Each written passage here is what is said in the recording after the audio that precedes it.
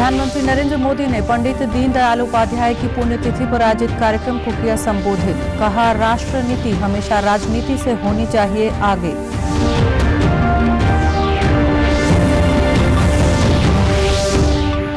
केंद्रीय जल शक्ति मंत्री रतनलाल कटारिया ने किसानों से आंदोलन समाप्त करने की अपील की। कहा, प्रधानमंत्री की सकारात्मक पहल पर बातचीत के लिए आगे आए किसान।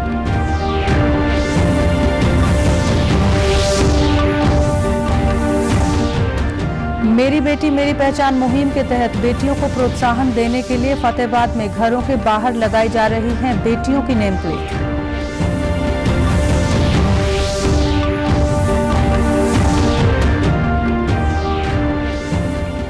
और करनाल में गन्ना टिश्यू कल्चर लैब का हुआ उद्घाटन। अब किसानों को मिलेंगी बीमारी रहित और अधिक उत्पादन देने वाली गन्ने के बीज की किस्में। नमस्कार, मैं मंजू सिंधु और अब खबरें विस्तार से। प्रधानमंत्री नरेंद्र मोदी ने आज पंडित दीनदयाल उपाध्याय की 53वीं पुण्यतिथि पर अपने संबोधन में कहा कि हमारे लिए राजनीति नहीं, राष्ट्र नीति सर्वोपरि है। सरकार ने जो भी निर्णय देश में कठिन माने जाते थे समय पर लिए हैं और सबको साथ लेकर लिए, क्योंकि हम राजनीतिक स्वार्थ के लिए निर्णय नहीं लेते हैं। राजनीति में भी राष्ट्र नीति सर्वोपरि है। हमें राजनीति और राष्ट्र नीति में से एक स्वीकार करना होगा, तो हमें संस्कार मिले हैं राष्ट्र नीति को स्वीकार करना, राजनीति को नंबर 2 पे रखना। हमें गर्व है कि हमारी विचारधारा सबका साथ, सबका विकास, सबका विश्वास की बात करती है, उस मंत्र को जीती है। आप देखिए, हमारी पार्टी ने अपनी सरकारों में ऐसी कितनी ही उपलब्धियां हासिल की हैं जिन पर आपको गर्व होगा, आने वाली पीढ़ियों को गर्व होगा।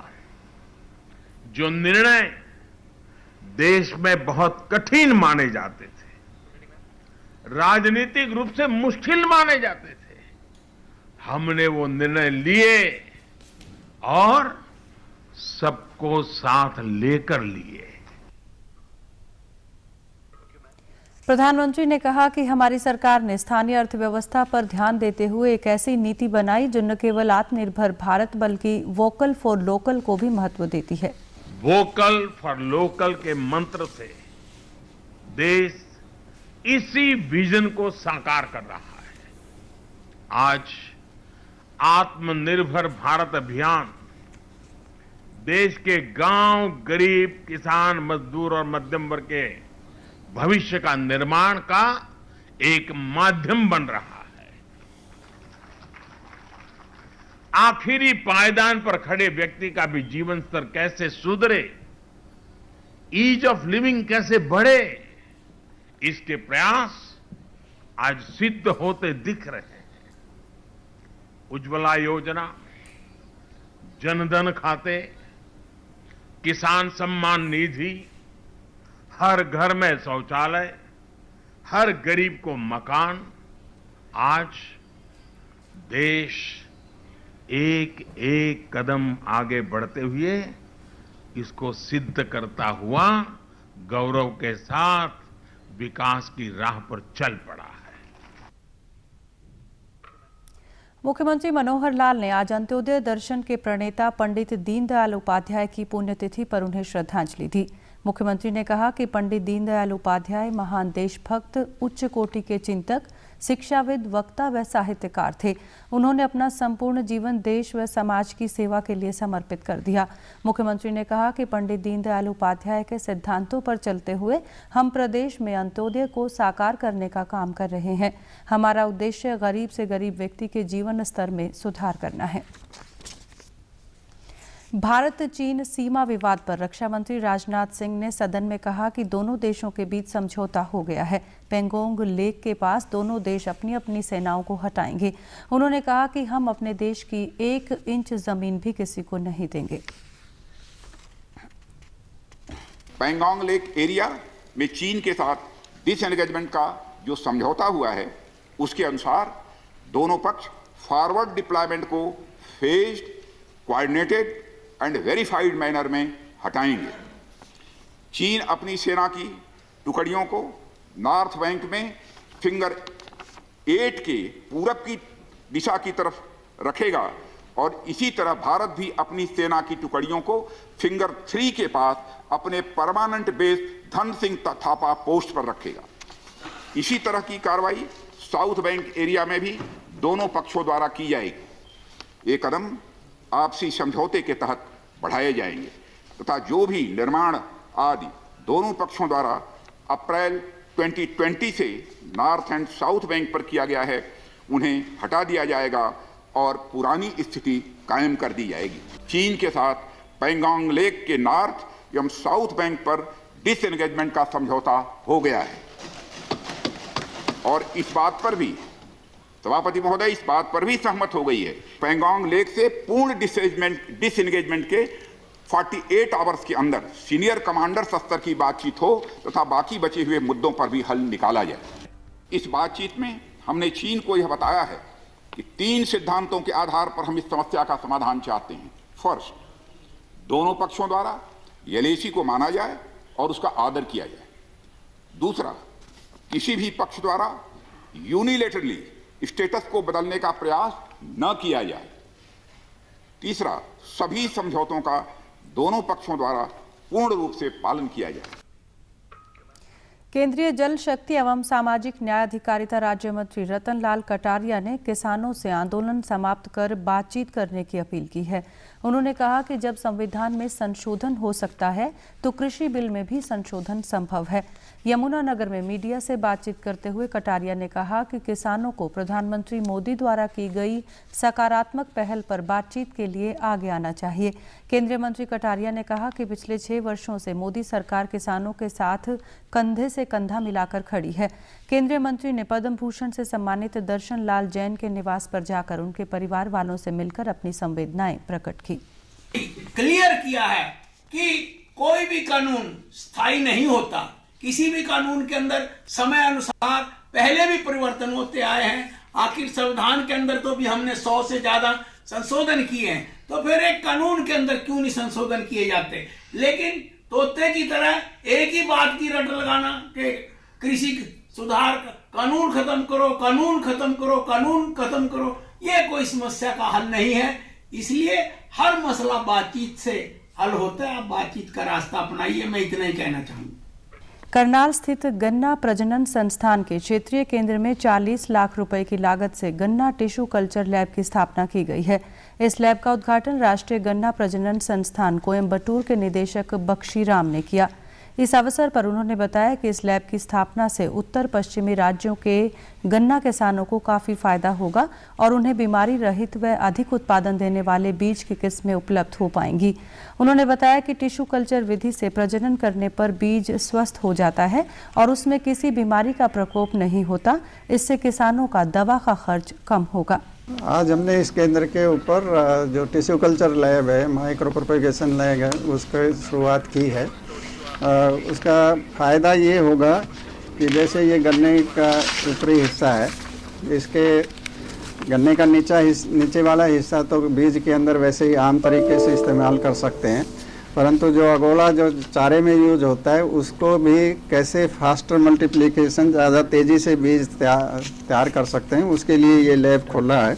तो इस विधि से वायरस भी जो है, मुझे येलो लीफ डिजीज है, उसका जो वायरस है उसको भी इस विधि से बिल्कुल ख़त्म करके हेल्दी जो पौधे हैं, बीज है, वो तैयार होगा जो कि किसानों को दिया जाएगा। राष्ट्रीय गन्ना प्रजनन संस्थान के निदेशक ने बताया कि क्षेत्रीय केंद्र करनाल गन्ना किसानों को अपनी फसल से उत्पाद तैयार करने का प्रशिक्षण भी देगा, जिससे उनकी आय को कई गुना बढ़ाया जा सकता है। संस्थान में गन्ने से गुड़ व शक्कर तैयार करने का प्रशिक्षण दिया जाएगा। इसके लिए यहाँ पर रसायन रहित गुड़ बनाने की इकाई शुरू हो चुकी है।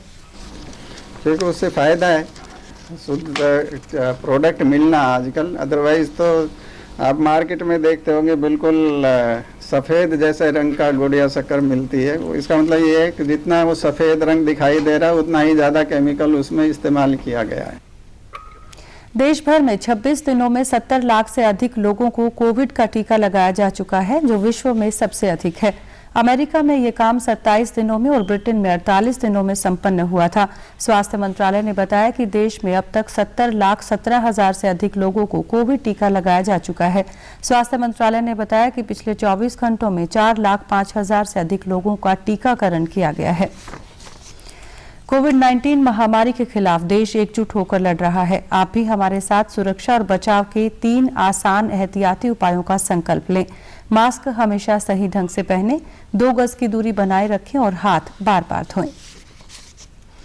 केंद्रीय मंत्री पीयूष गोयल, स्मृति ईरानी और शिक्षा मंत्री रमेश पोखरियाल निशंक ने आज संयुक्त रूप से इंडिया टॉय फेयर 2021 की वेबसाइट का उद्घाटन किया। इस अवसर पर केंद्रीय मंत्री स्मृति ईरानी ने कहा कि आत्मनिर्भर भारत के सपने को साकार करने के लिए सरकार ने देश को पहला टॉय कैथॉन समर्पित किया था और तब से अब तक देश भर में 1,27,000 प्रस्तुतियां आ चुकी हैं। उन्होंने कहा कि आज हम इंडिया टॉय फेयर पंजीकरण के लिए प्लेटफॉर्म शुरू कर रहे हैं। देश का पहला टॉय कैथॉन आप सबके सम्मुख हमने राष्ट्र को समर्पित किया था। तब से लेकर अब तक शिक्षा विभाग में देश भर से 1,27,000 एंट्रीज आई। सर्वप्रथम हर उस छात्र को, हर उस स्कूल को, हर उस स्टार्टअप को आभार व्यक्त करना चाहती हूं जिन्होंने शिक्षा मंत्रालय के इस उपक्रम, इस कार्यक्रम में अपना सहयोग दिया। उप मुख्यमंत्री दुष्यंत चौटाला ने कहा कि अब प्रदेश के एमएसएमई उत्पादों को ग्लोबल मार्केट मिलेगा, साथ ही राज्य के पारंपरिक हथकरघा उत्पाद तैयार करने वाले कारीगरों को भी अपने हुनर की वाजिब कीमत मिलेगी। ये बात उप मुख्यमंत्री ने आज एमएसएमई विभाग द्वारा 3 ई-कॉमर्स कंपनियों के साथ हुए MOU के बाद कही। उप मुख्यमंत्री दुष्यंत चौटाला ने कहा कि राज्य के इन उद्योगों के उत्पाद अब विश्व के किसी भी कोने से खरीदे जा सकेंगे। इससे हमारे देश के निर्यात में भी बढ़ोतरी होगी। अंतर्राष्ट्रीय सरस्वती महोत्सव 14 से 16 फरवरी तक आदि बद्री सरस्वती उद्गम स्थल पर आयोजित किया जाएगा। हरियाणा सरस्वती धरोहर विकास बोर्ड के उपाध्यक्ष धुम्मन सिंह ने बताया कि पहले दिन 14 फरवरी को आदि बद्री सरस्वती उद्गम स्थल पर 21 कुंडीय हवन यज्ञ करवाया जाएगा। समारोह में केंद्रीय जल शक्ति एवं सामाजिक न्याय अधिकारिता राज्य मंत्री रतन लाल कटारिया मुख्य अतिथि होंगे और कार्यक्रम की अध्यक्षता शिक्षा, वन एवं पर्यटन मंत्री कंवर पाल गुर्जर करेंगे। उपाध्यक्ष ने बताया कि महोत्सव के तहत 15 फरवरी को कुरुक्षेत्र में सेमिनार होगा। 16 फरवरी को समापन अवसर पर पिहोवा सरस्वती तीर्थ पर सुबह हवन होगा। इसके बाद सरस्वती तीर्थ पर ही 27 नक्षत्रों पर आधारित पौधे भी लगाए जाएंगे। बेटी बचाओ बेटी पढ़ाओ अभियान के बाद जहां पूरे प्रदेश में लिंगानुपात में सुधार आया है, वहीं जिला फतेहाबाद में इस मुहिम के तहत बेटियों के घर के बाहर उनकी नेम प्लेट लगाने का काम चल रहा है।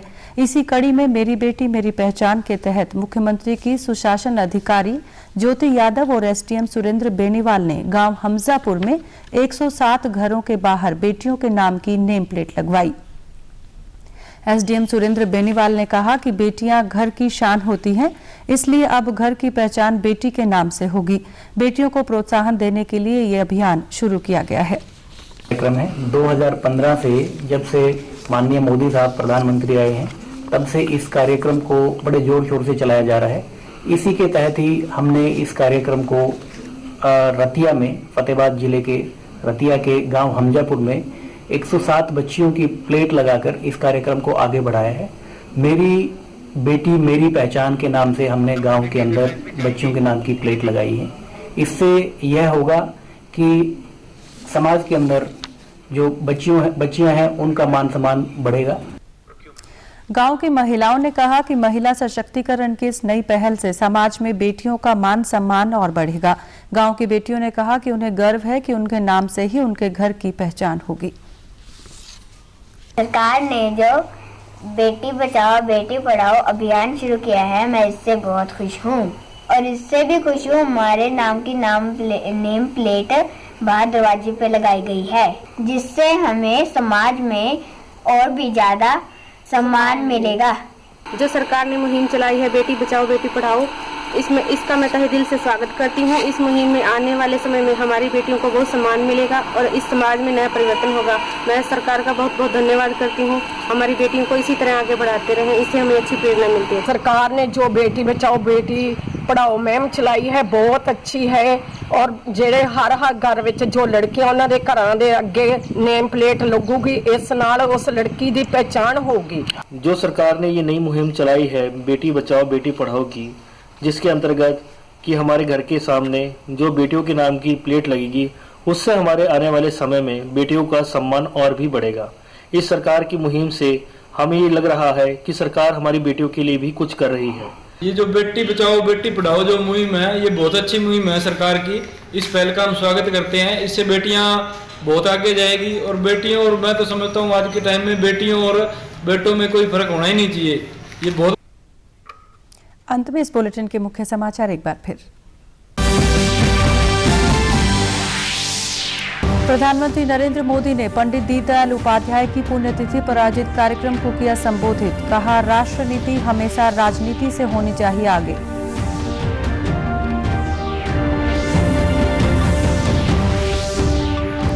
केंद्रीय जल शक्ति मंत्री रतनलाल कटारिया ने किसानों से आंदोलन समाप्त करने की अपील की। कहा, प्रधानमंत्री की सकारात्मक पहल पर बातचीत के लिए आगे आए किसान।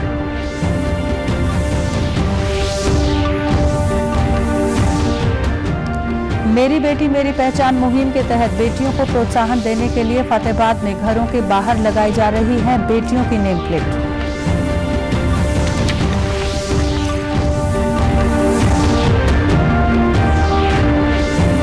और करनाल में गन्ना टिश्यू कल्चर लैब का हुआ उद्घाटन। अब किसानों को मिलेंगी बीमारी रहित और अधिक उत्पादन देने वाली गन्ने के बीज की किस्में। समाचारों में आज के लिए इतना ही। नमस्कार।